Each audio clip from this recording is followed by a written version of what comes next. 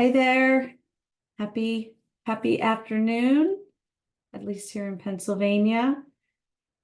Thanks so much for joining us today. We have a few people still hopping on, so please hold tight. We'll get started in just a moment.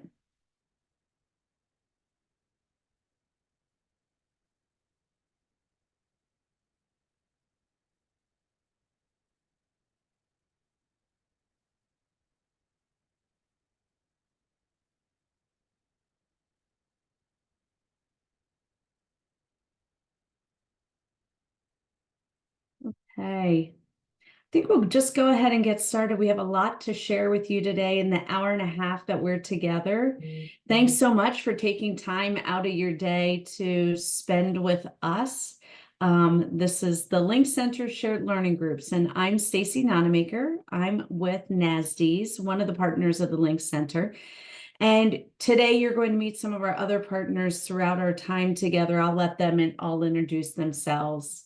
By way of description, I am a middle-aged white woman with shoulder-length, brown, straight hair.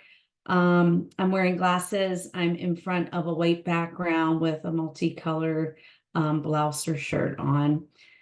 Just some housekeeping things to get out of the way before we begin. We do have live captioning and ASL interpreters. This session will be recorded and transcribed, and we'll share all of that with you, including the PowerPoint and anything else that we show you today. So we hope that you share the content. Feel free to revisit the content once we share that with you. Attendees cannot see the name of other attendees, and everyone is muted. Please use the chat function, and that button is at the bottom of your screen. Be aware that your name will appear if you do type in chat, and you can change your display name by clicking on those three dots next to your name and selecting rename.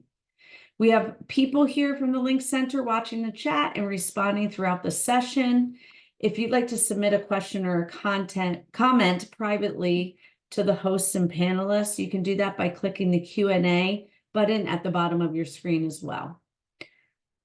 So we don't have time to do a deep dive into the topic today, but we will start the conversation about how to get you tools, information, and resources related to the topic of transition. We'll talk a little bit more about what we mean and how we define transition in just a bit. We do identify that dependent on your experiences, some of what we talk about may be triggering or hard for you. So please take care of you and let us know in the chat if there's anything we can do to change the words we use as we're meeting today. We also welcome however you want to participate and show up. So some of you may want to actively engage in the chat, and others may just want to listen and witness, and we welcome all of that today. We are so very excited to finally be able to tell people that the Link Center has a website. So you can use the link here or the QR code, and we'll drop the link for the website in the chat to make it easily accessible for you. We're just starting to get this website up and going, so please check back often.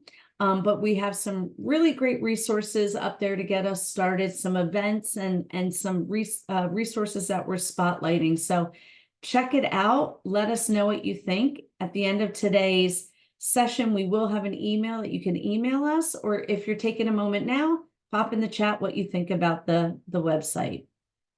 All right, about these shared learning groups. This is the last of 4 groups that we are hosting. We had 2 yesterday and 1 just before this one for direct support professionals, clinical professionals, families, and for you all, people with lived experience. The information that we're sharing is basically the same. We're just tailoring it or making it a little more specific to each audience. The information that you're seeing today is really a great collaboration between folks with lived experience, researchers, and people who work on policy issues. And as I said, we are transcribing today's meeting, meaning we're going to capture all the words and things that people are saying, and we'll send that with the recording and any materials to you at the end of today's meeting. Please use the chat to let us know if you have any really great places you go for information, resources, training related to transition, and specifically transition from a hospital to community. That's what we're going to be talking about today. We'd love if you'd say hi in the chat, maybe put your name, any group, association, membership you may have, where you're tuning in from. So do that in the chat. It'd be great to know who's with us. We're also, by way of an agenda today, going to talk about what we're thinking about when we say supporting someone through a transition. We'll share some resources and information with you all. And then we're going to do a group exercise so that we can hear from you about your experience related to transition and things you may be thinking. So just to repeat, the goals of our shared learning group really is for us to, as the Link Center, to share information with you about this topic, and then for you to share information or your experience or thoughts around this topic. So there's a lot of words on this slide. I'm going to read them out loud because I think they're really important. Transitioning from an institutional setting to a community-based setting, or from a congregate community-based setting to an individual community-based setting, is a time of critical importance in people with IDD's lives.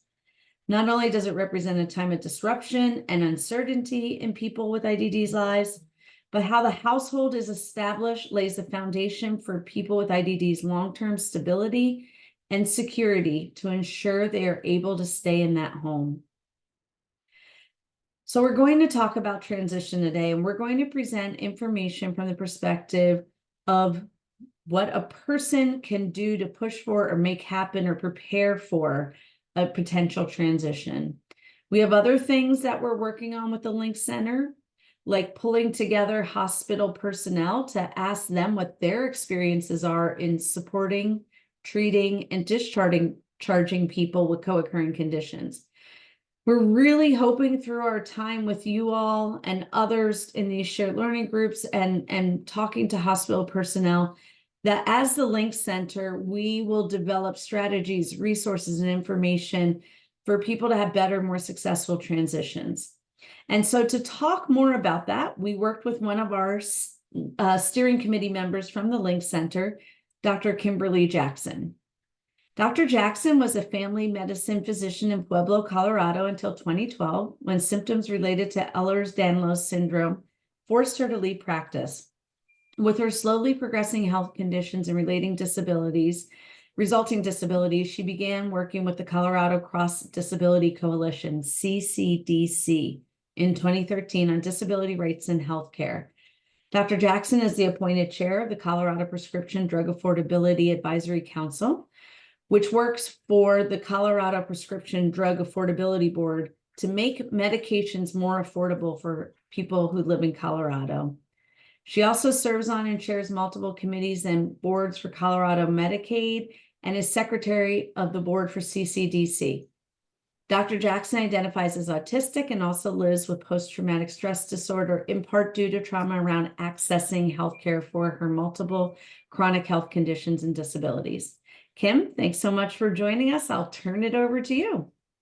Thank you, Stacy. Hi, everyone. It's so great to be with you today, even though we may be thousands of miles apart. I'm grateful to be here with you. My name is Dr. Kimberly Jackson, pronouns she and her, and I am a white woman in her 40s with very short brown hair, purple rimmed glasses. I have a white and blue neck brace on, and I'm wearing a blue and white flower top. So today we're going to be talking about people with developmental and intellectual disabilities and also mental illness transitioning from acute settings such as the hospital to community settings. And as you may know or unfortunately have experienced, some of us have experienced trauma in our lives because of our conditions and our diagnoses and resulting treatments. That makes it really hard to recover and move forward when it comes to our health and our mental well-being. Next slide, please. So as Stacy was saying earlier, take care of yourself. do what you feel is necessary. If you need to step away for a minute, we totally understand. We need to be gentle with ourselves because this is really, really hard work to do. And I know I get really emotional doing this work because it's affecting us. It's affecting my community, our community, and it's people like us. And it's ridiculous that this is still happening, that we're having to have this conversation and figure this out because it shouldn't be a problem. But unfortunately it is. And so this is really hard work for us to do. Next slide, please. So we're all different. We all have different backgrounds. We all have different experiences. And we know that each experience is important, and we're all here because we want to help. We want to make things better. And so we need to be gracious with each other. We need to be gracious with ourselves because, again, this is hard work. And we really need to all come together, and we need ideas from everywhere in order to solve these issues. Next slide, please. So we try today, let us try to listen with open minds and not be judgmental and just really hear what other people are saying. And because again, this is a shared learning group. And so it's not just about me or us talking about our experience, but also learning from you. And so it's not about blame or judgment or anything. We're here just to learn from each other and to learn new ways and new resources for addressing this issue. Next slide, please. So what does it mean to transition? I mean, it means basically changing from one form to another. But in this case today, we're talking about people with intellectual developmental disabilities and mental illness, transitioning from an acute care or hospitalized setting to living in the community. And when we think about transition, it's not a checklist. It's not okay, if we do all these things, the person will transition. And there's no defined length.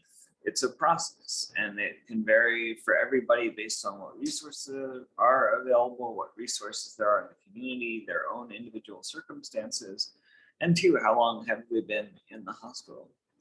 And one of the big things that we've seen and we know with, especially with transitioning from an acute care setting to the community, is it can be a huge shift in one's life, and it can be a huge milestone in one's life. We have some event that we end up in the hospital, we recover from it, and we move on. But we need help to do that. And so the stakes may be high. And the other thing is, we may only get one chance to do this right. When someone's coming out of an acute care setting or out of the hospital, if we can get the support structures in place that they need to live independently in the community as they want to, and we get that right the first time, then they're going to be in a good place. If that process doesn't happen, if it falls apart, unfortunately, that person may get lost in the system. We might not see them again. And so they might miss out on services that they would benefit from and from getting the care that they need. Or they may end up going back in the hospital. Next slide, please. So I keep saying hospital, but we're talking acute care setting. So like a medical hospital or even a mental health hospital, but also a long-term institution or facility if we're in a rehab hospital, for example, or in a longer-term stay in a mental health institution. But generally, it's a very restricted setting. People like me, I use a power wheelchair for mobility, and I'm a fall risk. So I have to ask permission to go to the bathroom and then wait for the nurse to come. And I can't go down to the cafeteria when I want to because of my various conditions and everything.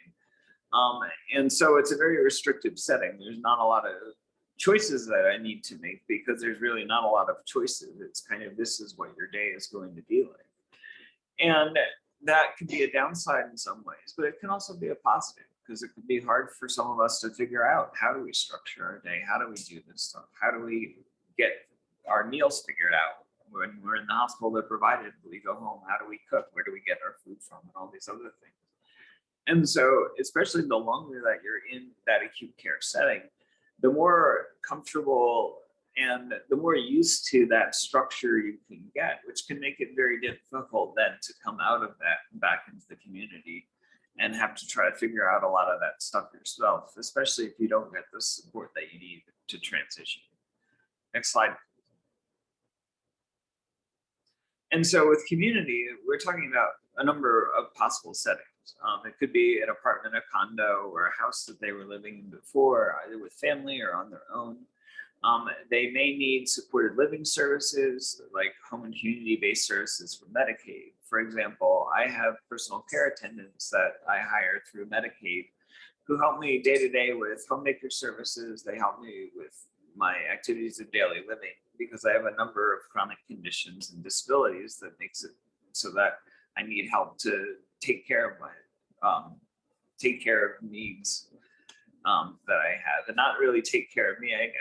The word caretaker can be hard because it's not that I need to be taken care of. I just need physical help with a lot of the stuff that I have to do day to day because of my various limitations. And we could also be talking about a group home or a halfway house. But generally a less supervised setting than certainly than in an acute care setting. And you generally can choose when you come and go, and when you go to the bathroom, showering, meal, what you want to do, what you want to watch on TV, all of that. But you may also struggle because you don't have some of those components. Again, you have to get home, you have to figure out, okay, meal planning, how am I going to eat? Where am I going to get my food from? How do I get my medications? How do I get to appointments? And so it's nice to have that autonomy, but at the same time, it can make it a lot harder to figure out some of these day-to-day things that we need to do.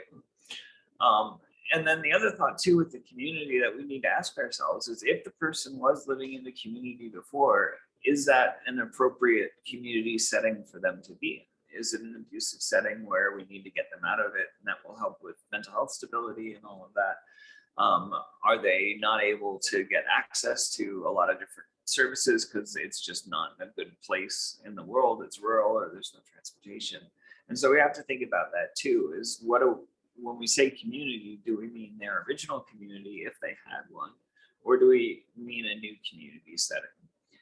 And so just to give kind of an example of what this can look like too, I've got, as Stacy said, a condition called Ehlers-Danlos syndrome, which is a genetic condition. And I've been hospitalized over a dozen times in my life, most of them in the last 10 years. And this past summer, I was in the hospital for a total of 5 weeks. And there were a few transitions because I was hospitalized in New York. I was having testing done on my neck, and ended up having to be flown to the hospitals in Colorado to finish my care.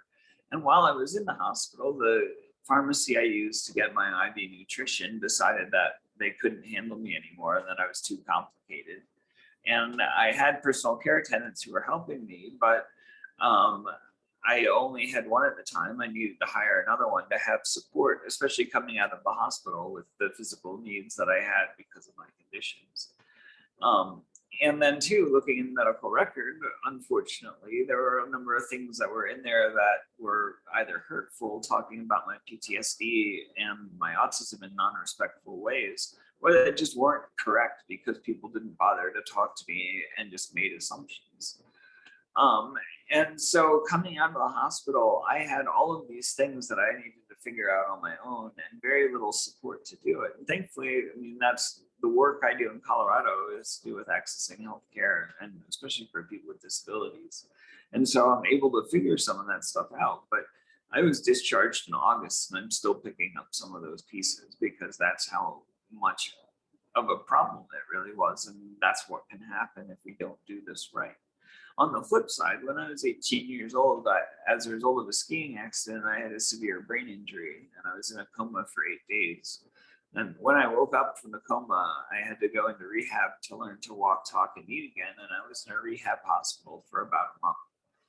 And so coming out of that rehab hospital, I'd been in college when I had the skiing accident. And so thankfully, we were able to work with the Dean of Special Services at my school to help me have the resources I needed to go back to school again.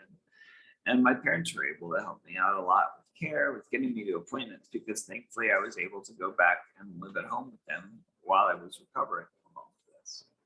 And it was a different feeling too, because it was an injury, it happened, and it's okay, how do I get myself as well as I can from this and keep going with my life? And having all of those pieces in place really helped me do that and helped me feel like I was in a good place. And so transition doesn't need to go badly. Unfortunately, though, it does, and that's why we're here meeting today. Next slide, please. So we're talking about, again, full integration and engagement in the community. And that's really as the person wants. It's not, every person's not going to want exactly the same things, but if someone's like, I want to go to a church on Sundays and this is where it is, how can we really help them get that?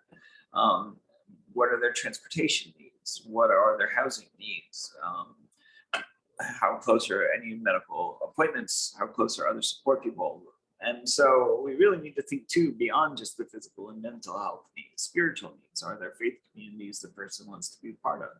Are there support groups that relate to some of their conditions, or that they might find friends and people to talk with? And two, we also need to think about things like, well, they have their healthcare needs, but what about their day-to-day needs? As I was saying, things like meal planning, food. How can we make sure that there's a strategy for all of these things the person needs, and they know, or their support people know how to get these things so that they can stay in the community. Next slide, please. And two, again, social and spiritual health needs are very important. I mean, I'm an osteopathic physician, and one of our tenets is the person is a unit of body, mind, and spirit. And spirit is really a big part of that. And I mean, that means spiritual as well as just feeling a sense of worth, feeling like you are a part of the community, that you're part of something, and that people are out there that care about you and that want you to succeed in life. And we also too are doing this because, again, if we don't do this right, there's a good chance the person may end up back in the hospital. And unfortunately, the longer the stay or the more time they're in the hospital, the more likely it is some of these other systems are going to get disrupted, and there's going to need to be a lot more work done to get all of these things reestablished again. So if we can get it right the first time, and if we can really make sure we're doing this like we need to, hopefully we will keep people out of the hospital if they don't need to be there. So next slide. So how do we know that someone's transitioned successfully? Well, why don't you ask the person? I mean, I don't know about you guys, but I feel like doctors never really want to know how a treatment makes me feel. They just want to know whether or not it's working in their eyes or not. But I mean, what does the person want? What do you want? What do you want to do? Is this successful for you? Do you have access to the things that you want to do? Do you have access to the things that you need to do? Is there data available that we can kind of measure success with or track this with? I mean, individual data points like looking at, okay, what's their transportation situation? Do they have a cell phone? But two, I mean, looking at their history. If we've done this before with them, how come, and it's been somewhat successful in the past, why was that? How can we look back at some of those things? And we can also compare people. And again, we're all very different and we may have very different needs, but are there commonalities or specific traits that we can look at that are similar between transitioning needs? And are there like markers or milestones? And so one of the questions that we would love for you to type in the chat to answer is, what does success look like? What does it mean to be successful for you? And I think that's next slide, Stacy.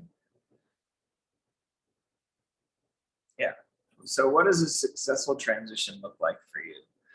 So if you can type just words or sentences in the chat, whatever, if you can respond to this question, I'd love to hear what one looks like for you.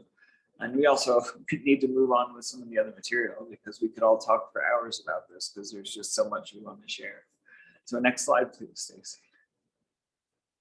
So when we think about transitioning, there are large systems involved and there are smaller systems involved. And so some of the large scale ones, payment for care, what's the insurance? Do they have Medicare? Do they have Medicaid?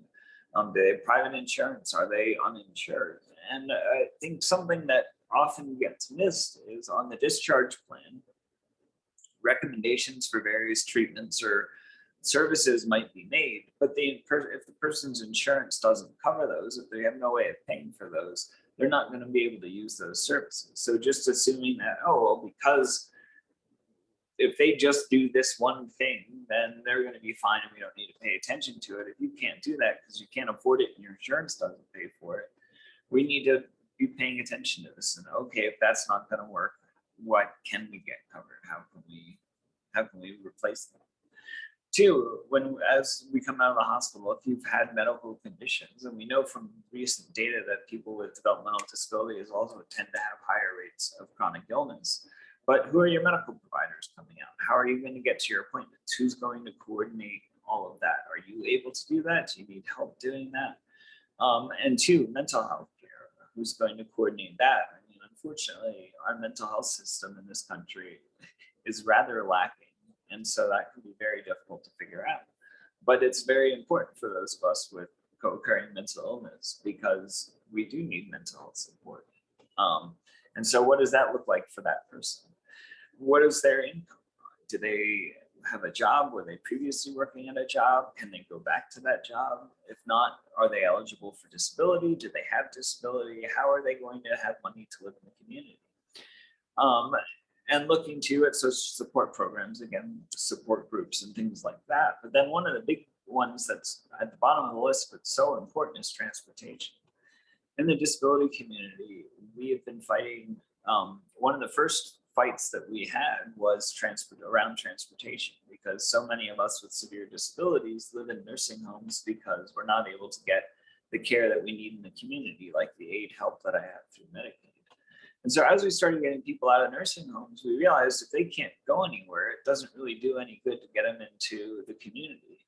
And so we started looking at mass transit, making sure mass transit is accessible, because in many areas, there is no mass transit.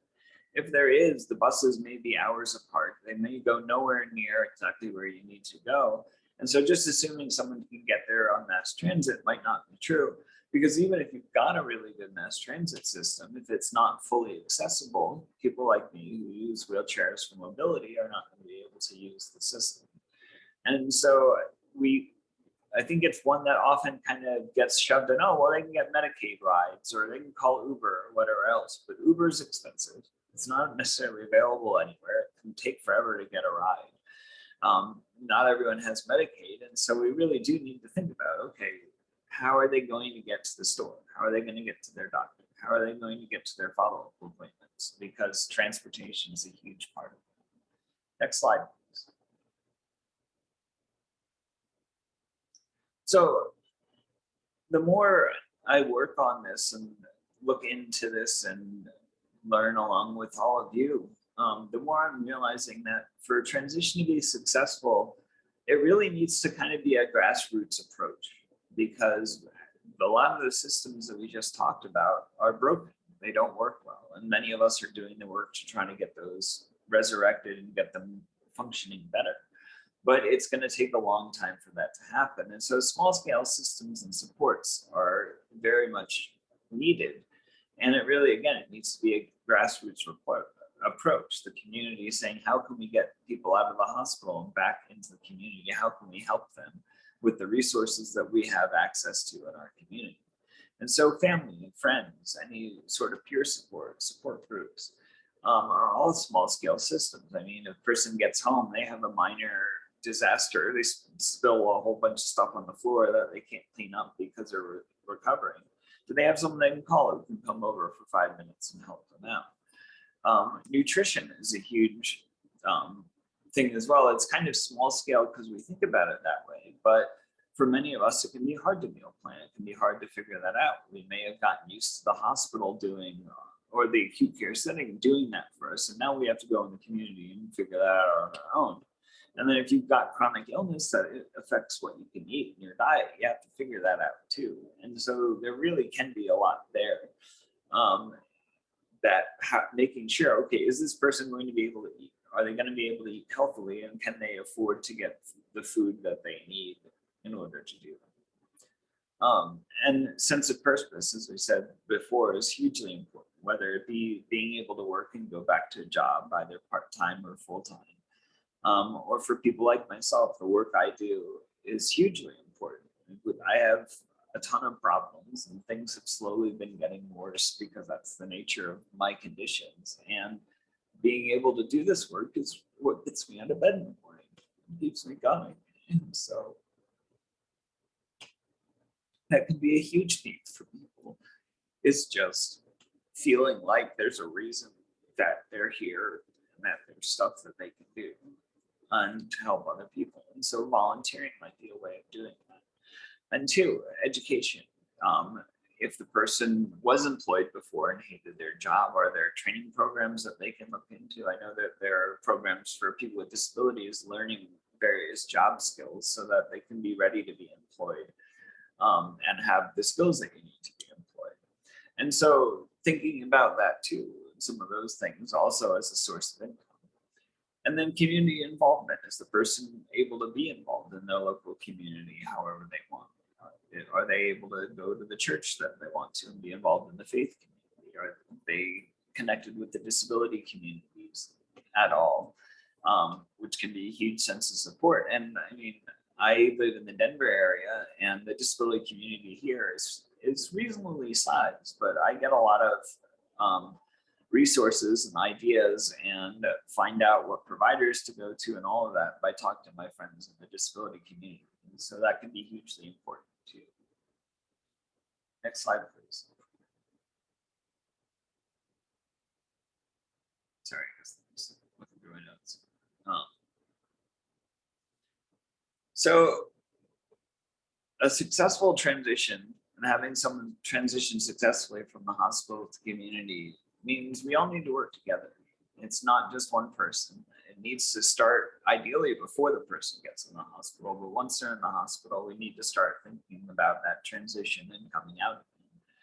But we may not be able to influence others who can make the transition successful, such as providers or the emergency department. They may not listen to us, and it can be hard to find people who will, and that we can influence, and that will help make sure this can be successful for us. And we don't always have resources in the community, especially providers who are knowledgeable and experienced enough to be able to do this work. I mean, I'm a family practice doctor, and we're expected to see more and more patients in less and less time. And even if I wanted to help someone with this, it takes a lot of time and a lot of knowledge about resources in my community. And most providers don't have the time to learn about all of that unless they have one patient that happens to expose them to all of that. They don't have that experience or training, and so that can make it very difficult as well. Next slide, please.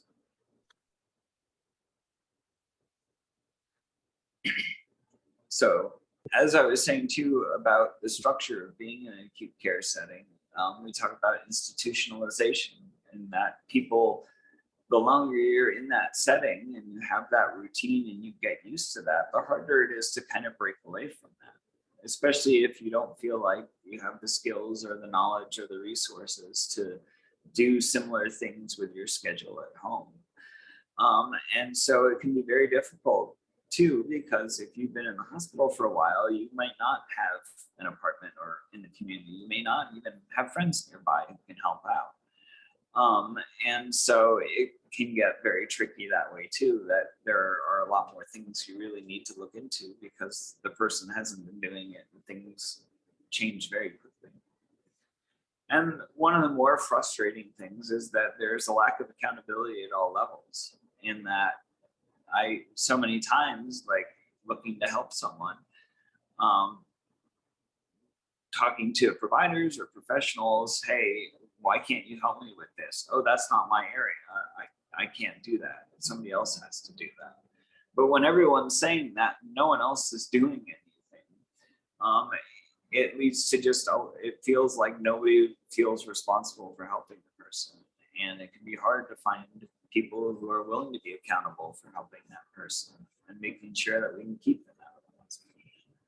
And so we really want to focus on what can we do to help keep people out, or to help transition people from the acute care setting into the community.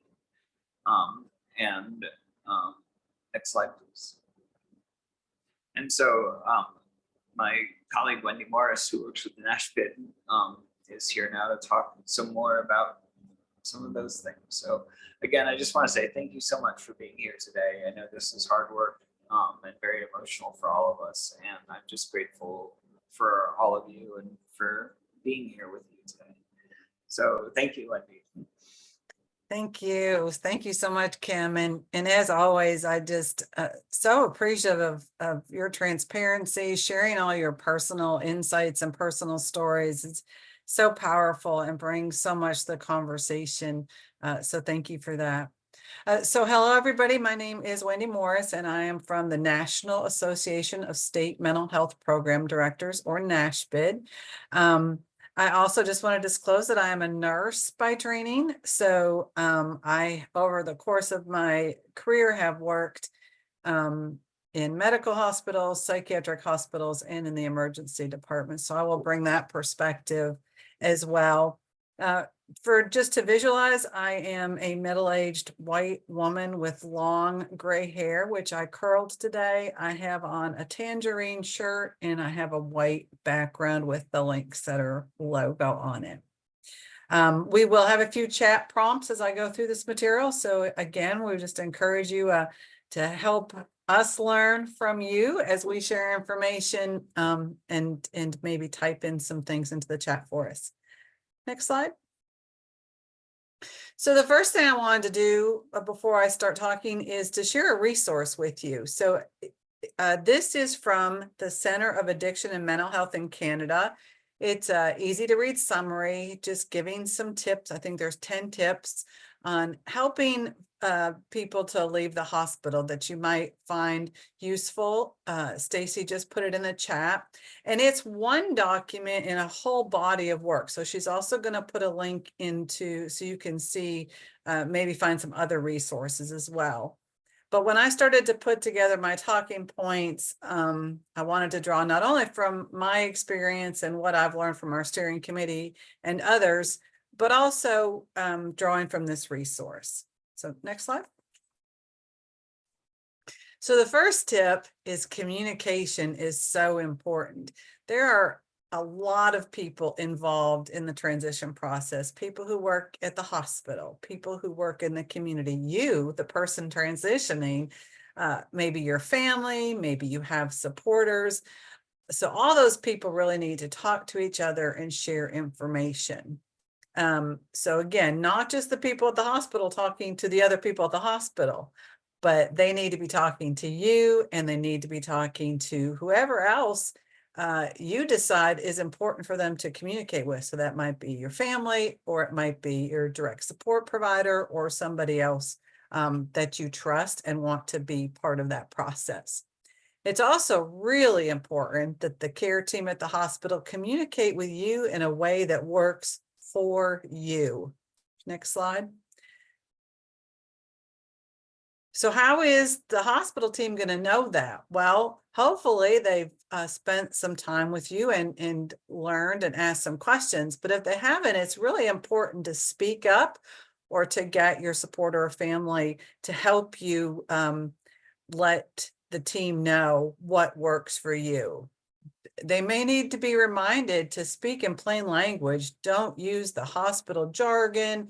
Don't use acronyms.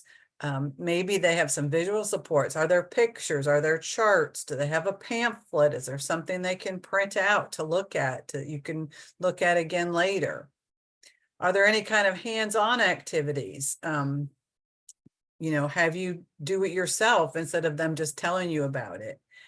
Are there videos or apps that you can look at on the iPad or phone? Are there websites you can visit? Do you use an assistive device to communicate? And do they need to make sure you have that when you're having dialogue, when they're asking you questions and trying to get information? Is there a support person that you need there? Again, family or somebody else, whoever you decide.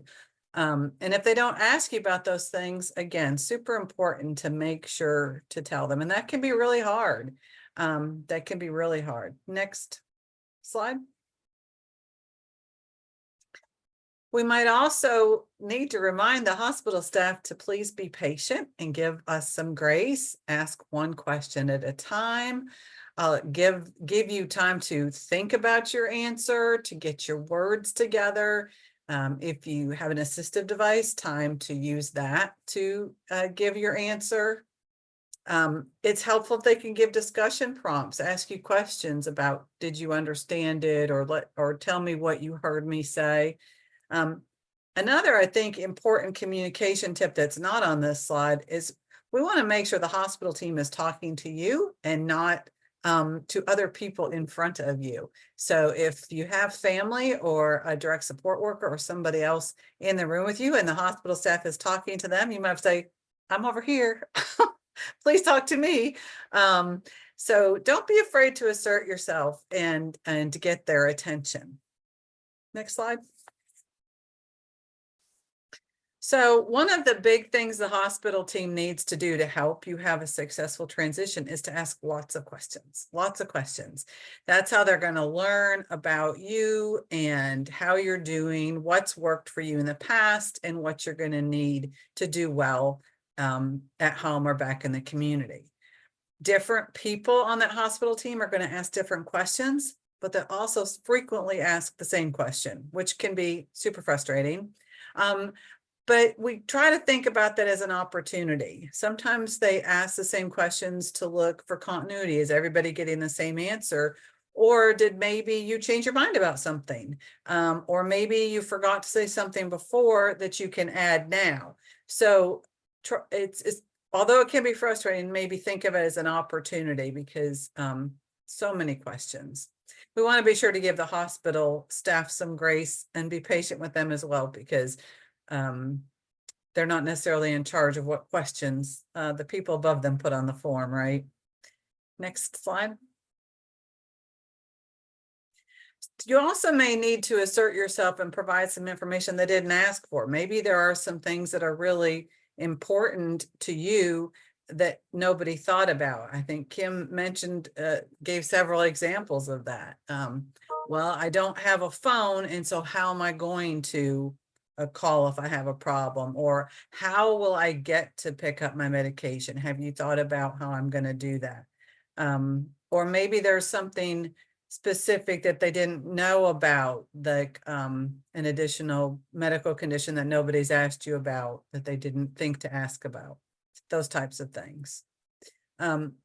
Honesty is the best policy all the way around. We want to be sure that the hospital staff isn't trying to make something sound nicer than it is, or sugarcoat something, or just be evasive and not give real answers to your questions.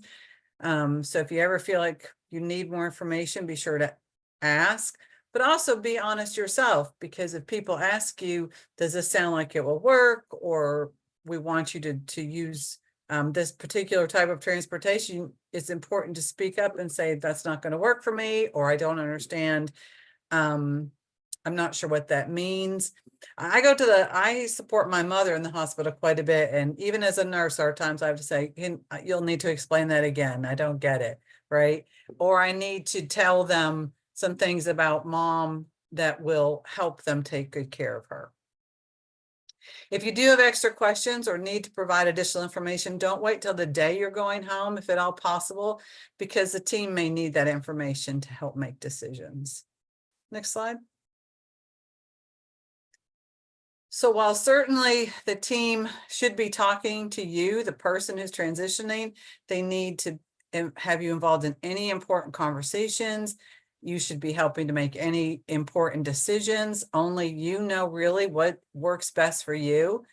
And again, if you have family or other people who help you, they should be involved in that too. When transition is done right, it's going to be very person-centered. It's going to really center around you and what you need and what you prefer, what you want. And you should feel empowered, like you were really part of the decision and you really influenced what's going to happen. Next slide.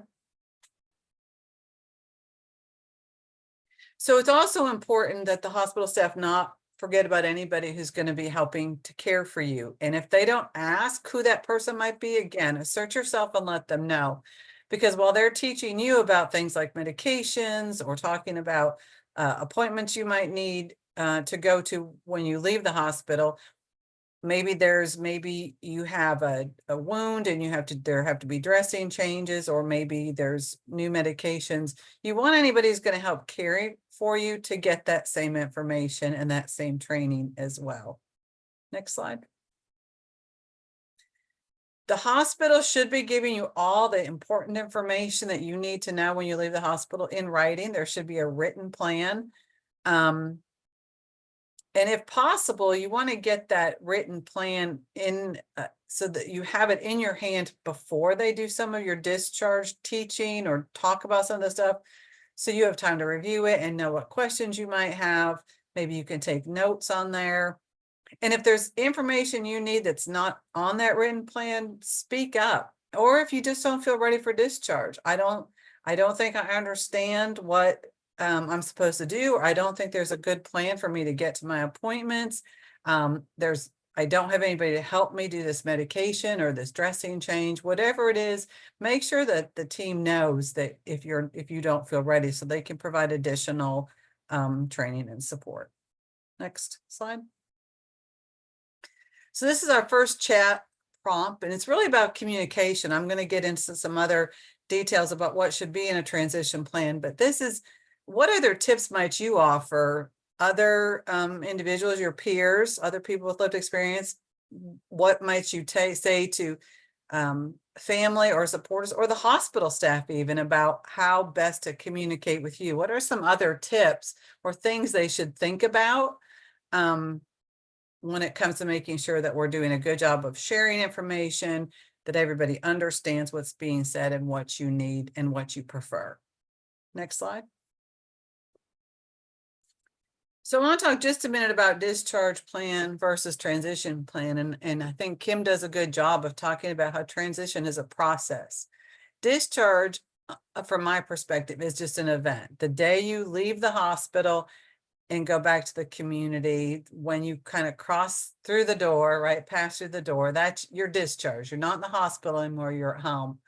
But transition is really a process, and planning for that can happen before a hospitalization. It can happen throughout and during that time you're in the hospital, and it should continue after you're hospitalized to make sure that what is supposed to happen or what is best to happen is actually happening, that it's working for you, that this plan didn't fall short. Does it need to be modified? Do we need to do something different? What did we learn after you left that might have been a better plan? Next slide. So a hospital is required to do a discharge plan, and that planning is required to start the day you're admitted. It's really specific to the reason you were hospitalized. So if you're in the hospital because you had some chest pain, your discharge plan is going to focus on taking care of your heart. If you were hospitalized for a broken leg, your discharge plan is going to focus on how do you take care of your broken leg. So it's going to talk about where are you going to go when you leave. Are you going to your home? Are you going to a rehabilitation facility? Are you going to a supported community living situation? Is it the home you came from or a new home? It should talk about any further care you need. Are there medications, medical equipment? Do you have appointments with doctors or therapists or other people? It really should be a roadmap for your transition back to the community. Unfortunately, those discharge plans are often computer generated and will have very few personalized details. In fact, they may contain things that don't have anything to do with you. Let's say, for instance, you did break your leg, but they haven't put a cast on it yet, maybe because you have an open wound or because they just need to wait a couple days till it's finished swelling. But maybe you get a discharge plan that talks about the cast care, even though you don't have one yet. So it may have things that don't pertain to you, and it may have a lot of details of things nobody realized you needed help with, like how am I going to get to my appointment? Discharge plans are part of your medical record, so it's again something the hospital is obligated to do. It's a really critical part, a very important part of your transition plan, but it's not all inclusive. Next slide. So some things to know or think about before that transition planning starts. One is that the longer you're in the hospital, the harder it's going to be to transition back home. Sometimes if you're in the hospital for a very long time, which we know some people stay months or longer, it starts to feel, if not like home, at least familiar. You know kind of things, how things work, and it could be difficult to move someplace else, maybe where you don't know anybody. But also just the more complex or the more needs you have, the harder it might be to find a place that's going to work for you. Excuse me. It's also good to know that even a short stay can be traumatizing. You might only be in the emergency room for a few hours, but there might be treatments for your illness or injury that were painful, or required you to lay still for a long time. There's definitely a loss of control in the hospital environment. Even in a medical center, you're going to have limited food choices. You might have a roommate who keeps the temperature of the room too hot, or has something on the television you find annoying. Maybe they have visitors that are noisy. And in a psychiatric hospital, there's even a greater loss of control. You're likely to have your person and your things, have people going through them searched when you come. They might take things from you, like your shoelaces, your phone. They might even take your communication device. Sorry. And you're going to be in an unfamiliar environment. It's going to be an unfamiliar routine. So a lot of unknown, which is very uncomfortable for a lot of us. And then you're going to be separated probably from your support system or loved ones. In a medical center, they may be able to stay with you, not so much in a psychiatric hospital. You might have pets at home, comfort items like a special pillow, or it could even just be something as simple as, I was only there overnight, but I missed my favorite show, or I missed my niece's birthday party, or something like that. Next slide. We also need to remember that transition can take time. Sometimes it can take days or even weeks, depending on how long you've been in the hospital. If you have an opportunity to visit a new home before you leave, that's always good. That can happen sometimes in a psychiatric hospital. If you've been there for several months, that they will arrange for you to visit a new home before you agree to live there. Maybe meet some of the people who work there or your new supporters. That can be very helpful. But again, for all of us, when we move to a new home, that's a process that can be difficult, and we may have to change plans once we get there if we find things aren't really working the way we'd hoped. Next slide. So this is some general information to having a transition plan, and it's really kind of that stuff that's basic to a discharge plan. So again, it'll be specific to your illness or injury that caused you to be in the hospital. What kind of care do you need when you leave the hospital? Are there things you need to be careful of so that you don't get sick again, or you don't develop a complication like an infection? Are there certain things you need to look for, like a rash or a fever, that maybe you should call the doctor for or go to urgent care? It should include a list of all your medications, anything that's new, but also anything you were taking before you came in the hospital that you should continue. What is that medication for? Why are you taking it? How do you take it? Do you take it with food? Should you take it on an empty stomach? When do you take it? Do you take it in the morning? Do you take it at night? What are some common side effects? Is it going to make you sick to your stomach? Is it going to make you sleepy? And when should you call the doctor? Again, if you're taking a new medication and you break out in a rash, you're probably going to need to call a doctor because you may be allergic to it. And then it should also list the healthcare team. So who's on that team? How do you contact them and when? And not just how, here's the phone number, but do you have a phone? Or who helps to support you that maybe has a phone? How are you going to make that call if you need to? So it might include your medical doctor, a therapist, your DSP, a peer support specialist. And it will also include things like follow-up appointments, when it should say the date, the time, and the location. And what I find is a lot of times they will set up those appointments without talking to you. So if you look at that paper and that date and time don't work, ask them to go back and try again, right? That's the day I have an important event, or I'm busy on Wednesday mornings. So don't be afraid to ask them to accommodate what you need and not leave it up to you to change an appointment later. Next slide. So this is more, these next couple slides show some more person-centered items that should be in a transition plan, but that you might have to ask the staff to think about because it might not be part of their standard form. So first, talk with the staff about what's worked well for you while you've been in the hospital.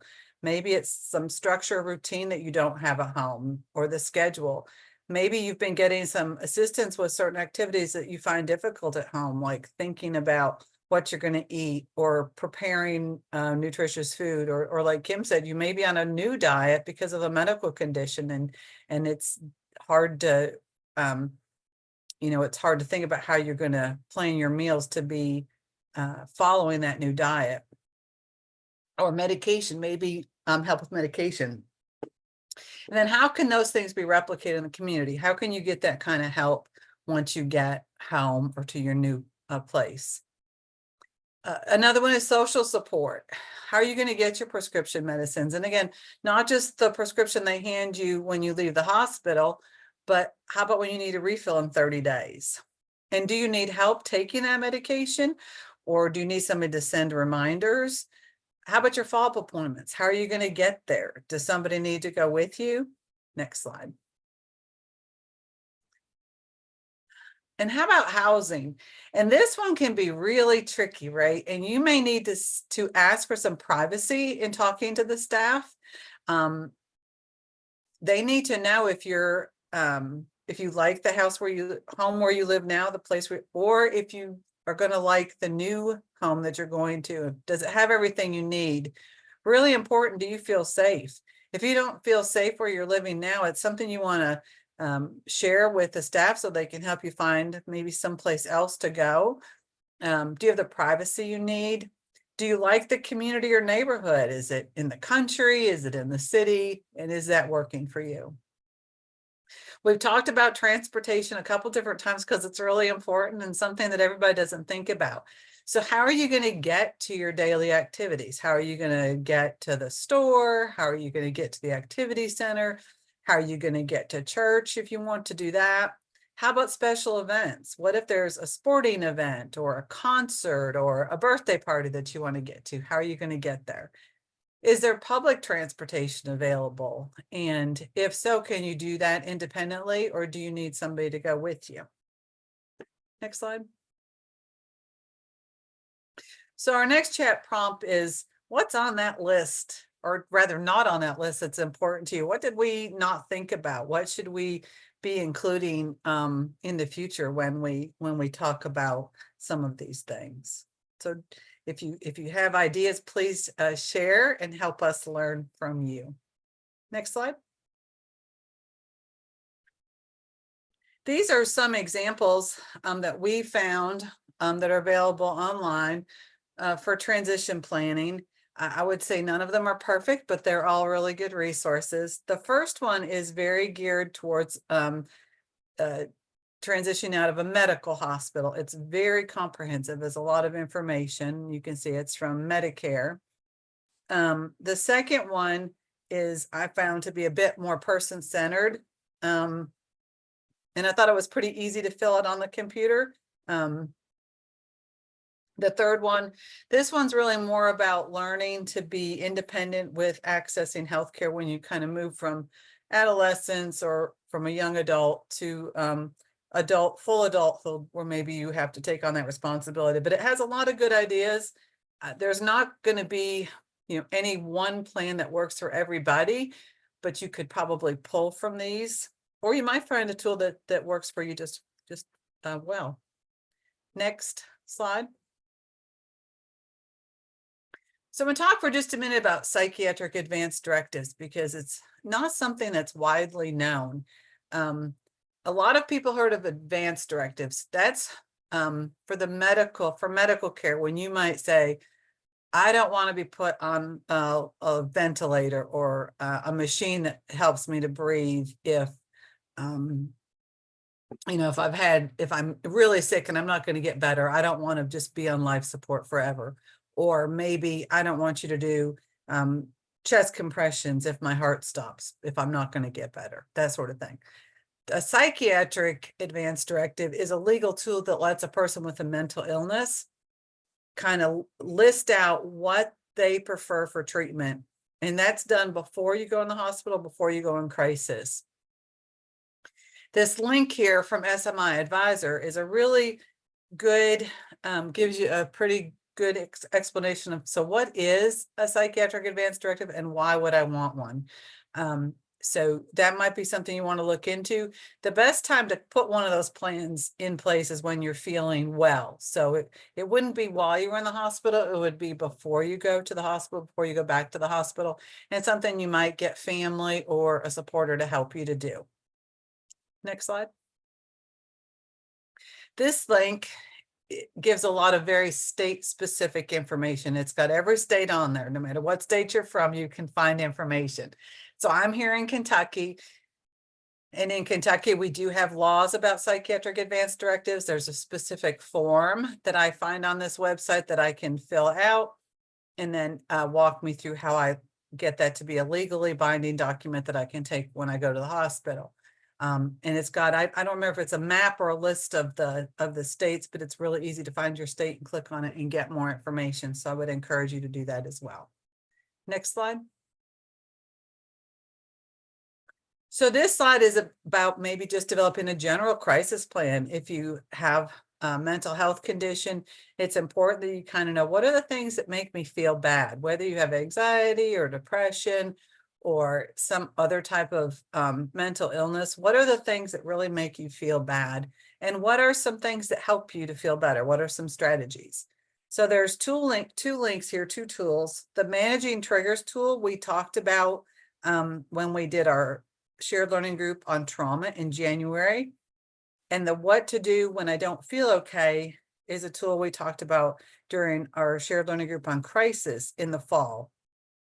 And those full shared learning groups are available on our website if you would like to watch them, if you didn't get a chance to join us for those at the time. But then we're also putting the tools in the chat if you just want to look at those. Next slide.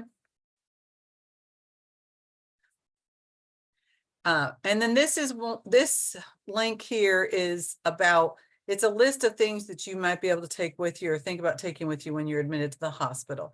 It's specific to a medical hospital because you have a lot more freedom to take the things you need there than you do a psychiatric hospital.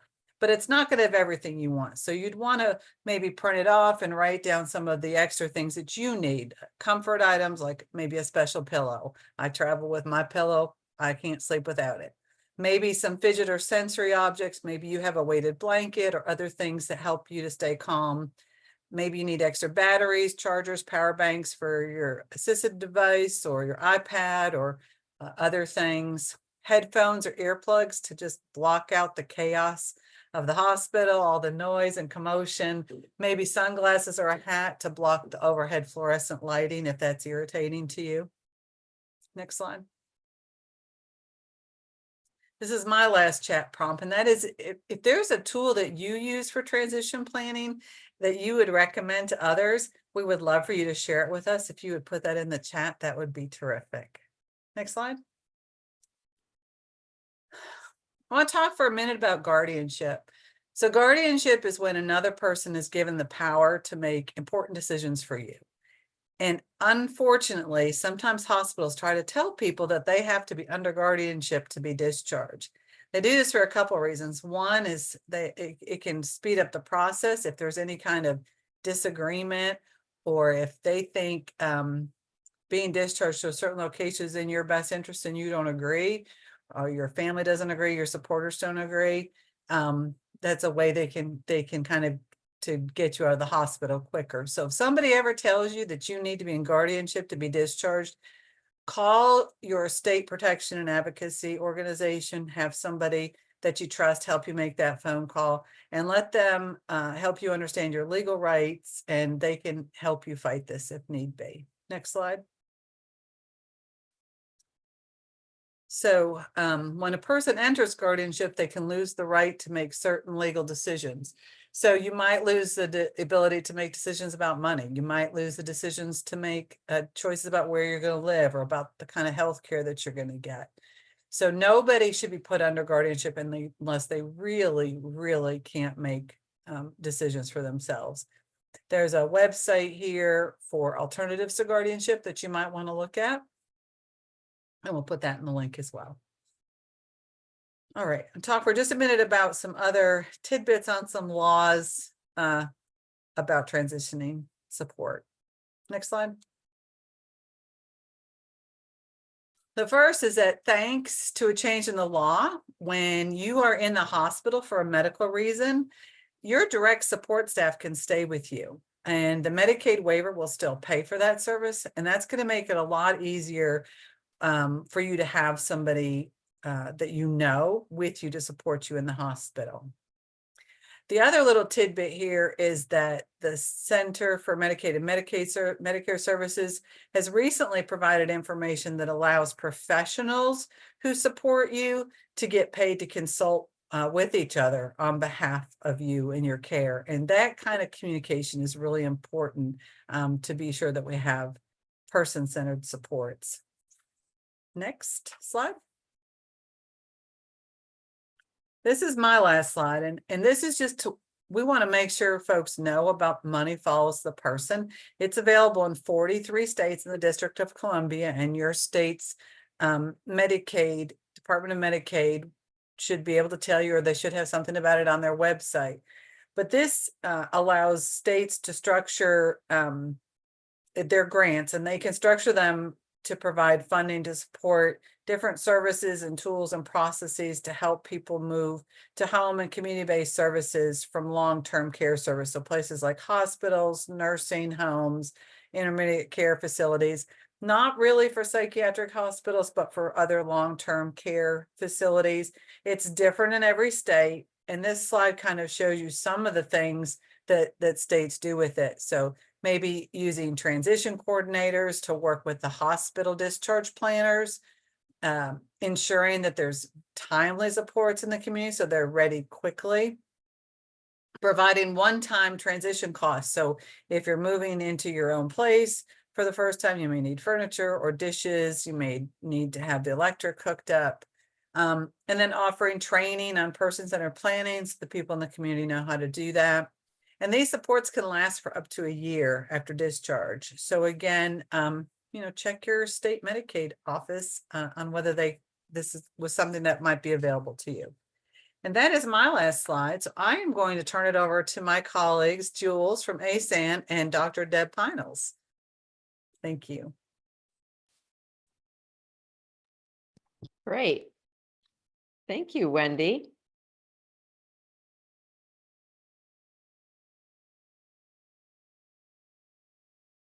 And I think I'm joining Maria's joining you, Deb. Maria, Yep, so right, you not two just want to Jewel. introduce yourselves. That's great. Thank you. Hi there, Deb, you go ahead. Okay, I'll go ahead. I'm Dr. Deb Pinels. Hi, everybody. I go by she, her, hers. I am a middle-aged white woman with short, dark hair. I'm wearing glasses and a blue shirt and a blue sweat jacket today, and I have a white background. I'm a psychiatrist and I'm a clinical consultant to NASDs for the Link Center. And I also work for the National Association of State Mental Health Program Directors, where Wendy also works, where I'm a senior medical and forensic advisor. And I'm really excited to be here and hear the dialogue today. And I'll let my friend Maria introduce herself. Hi there, everyone. I'm Maria Crowley. I'm with the National Association of State Head Injury Administrators. So I work in the field of brain injury. I am delighted to be here with you as one of the Link Center partners. I have on a very vivid green and black shirt. I have wavy silver hair, and there is a ticking clock in my background as well as a Link Center back image in my background. And we're just glad to be here with you. Great. Okay, we can go to the slide that has the exercise on it. And we'll walk you through it. So we're going to read this vignette, and we're hoping that you will respond to the query, the question prompt, to help us understand a little bit more from your perspective, how you would look at this situation and give us some ideas. And we are always looking for input, and that's why this is a shared learning group. So I don't know, Maria, do you want to read it? Sure. So Dwayne has been in and out of a psychiatric hospital many times over the course of 2 years. They're diagnosed with schizoaffective disorder and have a brain injury that was sustained in college about 5 years ago. Dwayne does not always take medications, and when they are told that they are transitioning out of the hospital to go back to their family home, they get stressed and nervous, and they either shut down verbally and won't come out of their room, or they become angry and aggressive and irritable, sometimes even pushing staff and other patients. So we would love for you to chime in. If you were Dwayne, what kinds of ways could people better support you as Dwayne to leave the hospital and go back home and prevent, additional emotional setbacks? What do you guys think about that? And feel free to put things in the chat or to go off camera, raise your hand.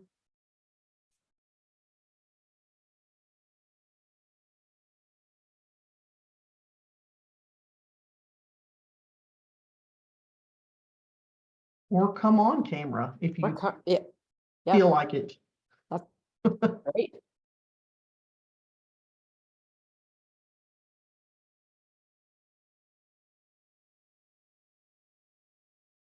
So Stacy says in the chat, are trusted people sitting down with Dwayne to talk about what they want or need when they leave the hospital? And I think that's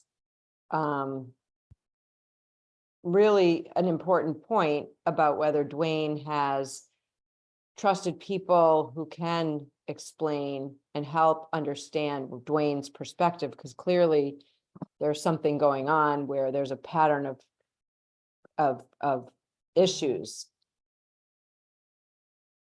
Well, that's a great comment, Janine. Is there technology that Dwayne can use to remind him to take his medication? There Yeah. is technology for that. Low and higher tech technology. People use their cell phones for that. They use an Apple Watch. There are some pins and other kinds of devices. And of course, low tech, you can use paper and pen, a planner or a notebook or your own support system to help with that. Deb, you probably were going to chime in and I jumped in. No, I think that's right. I think that's a really great comment that Janine adds. And then Michael put, goods. Not, if you can say a little bit more, Michael, that would be great to understand that perspective.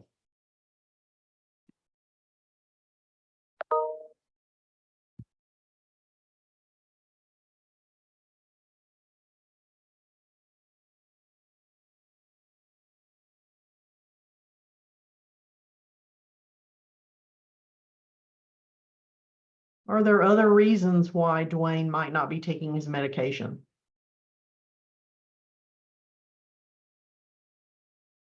So we have a couple comments that just came in. So Stephanie said, could someone help Dwayne identify any reasons he does not want to return home?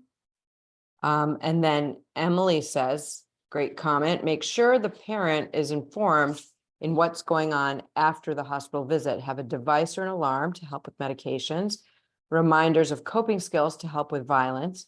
Make sure there is a crisis plan in place in case of any urges happening with the disorder. And if Dwayne has a guardian, make sure they are notified of what to do after discharge, making sure that the care is appropriate and taken care of. I think that's really an important point, Emily, several important points and tips in there. I think the more support people are involved in knowing what the plan is, the more Dwayne can be supported in succeeding with the plan. And the more Dwayne really can, identify the coping skills that help, that we talked about earlier, some of the ideas, then the more people around Dwayne can remind Dwayne about the coping skills that had been previously identified. So I think that's an excellent set of suggestions. Definitely agree. And Stephanie's posing a question. Has he had a full review of his medications recently? It's a great suggestion. Yes, and I can say, as a prescriber, very often when people aren't taking medicines, there's a barrier to why. It's not just willful not taking medicine, or even sometimes it's not even just forgetfulness. Sometimes it's they don't like the side effects, it's not the right medicine, doesn't agree with them, the timing is off, and there's things that we can adjust. And so understanding what the barriers are for taking the medicine from Dwayne's perspective would be really important to go over with that prescriber.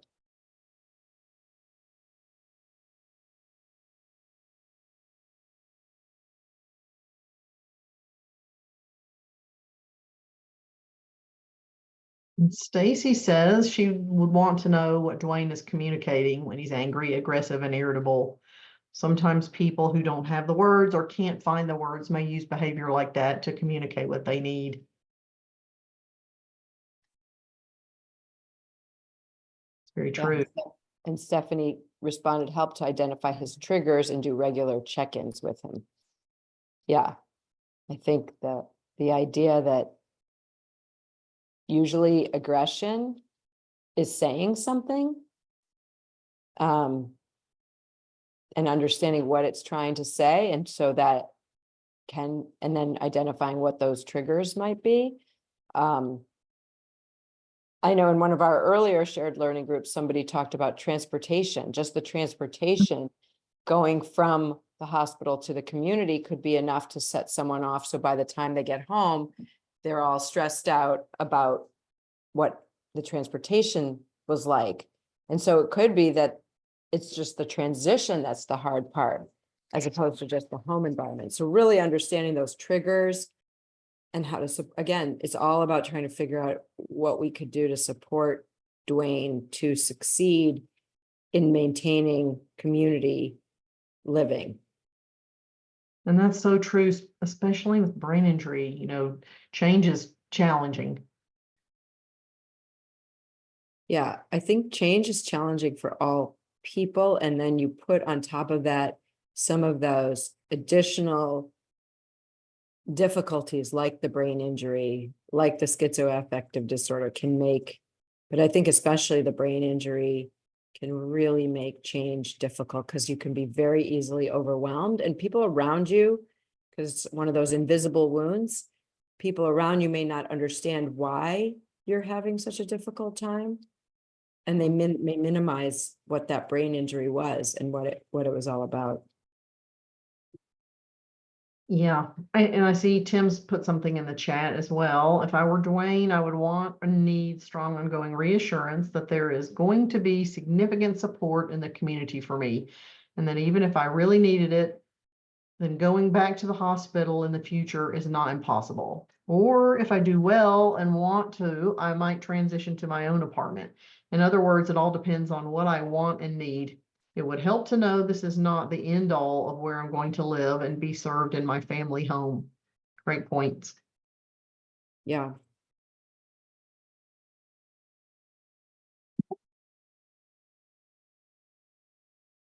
Anybody else have thoughts from maybe their own experience that they'd like to share in terms of perspective around this transition conversation for Dwayne?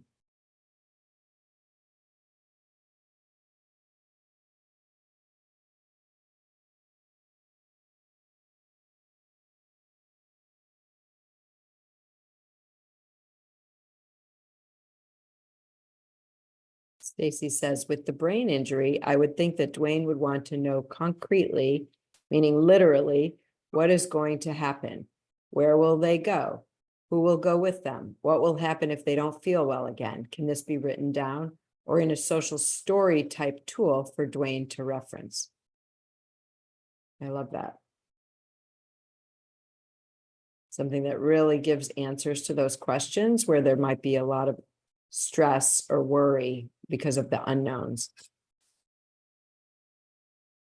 And I think that brings up the idea of understanding from Dwayne what's happened in the past that has created some of the challenges.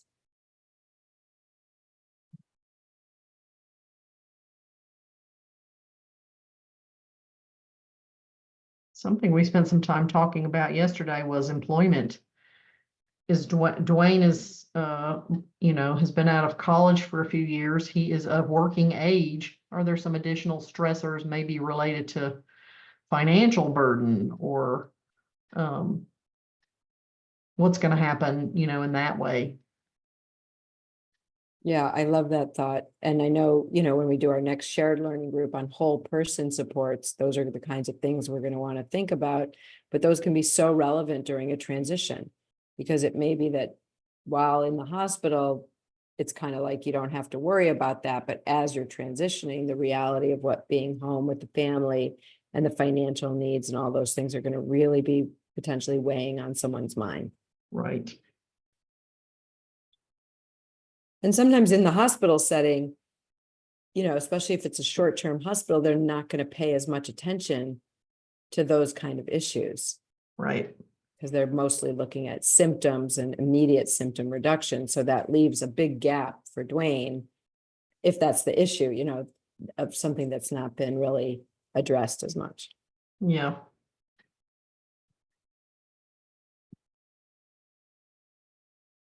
Any other thoughts or comments in our remaining few moments?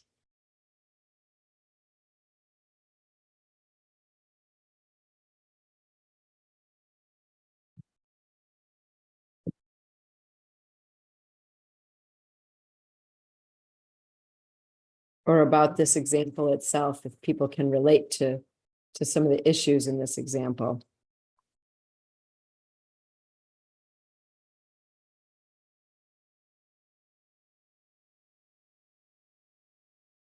Good point, Tim. Along the lines of a job, there will be opportunities in the community I don't have in the hospital. Maybe get me excited about some of the things I could do. Yes. Yes, yeah. How to help people be motivated and help people feel that positive, that it's not just overwhelming, and even how accommodations might be useful. If it is, let's say, opportunities, that some like employment where an accommodation might be able to be put in place that could really help somebody work at their best level and reduce their stress because they have, breaks, or if the lighting is too strong because of their head injury and they get stimulated by heavy lights or whatever, there could be other things. Right. Like noise, Yep, definitely. We have a comment from Amy. I don't think it went to the whole group. It went to hosts and panelists, but we can read it. Did anyone mention asking him to share with other people that have similar challenges to help them, like a peer supporter? Amy, that's a great point. Maybe Dwayne would feel most comfortable talking to people who have similar challenges, and that person, that peer support, could gather information that could help support Dwayne in the best way possible for Dwayne.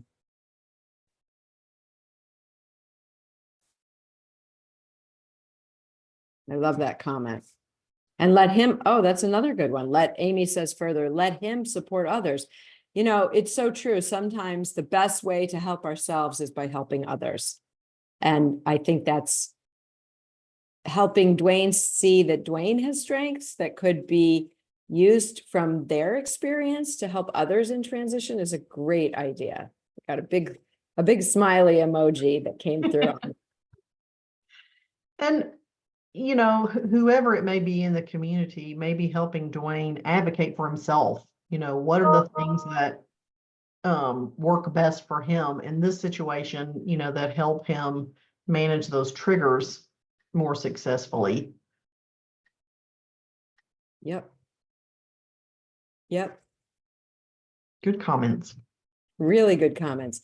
So we have 5 minutes to go, and I have some closeout slides. I just want to give just a few more minutes or seconds, really, to see, can we hear any other comments that anybody has that they would like to comment about Dwayne, that you would like us to take as feedback? We learn a lot from what you guys share with us. It helps drive the work. Yeah.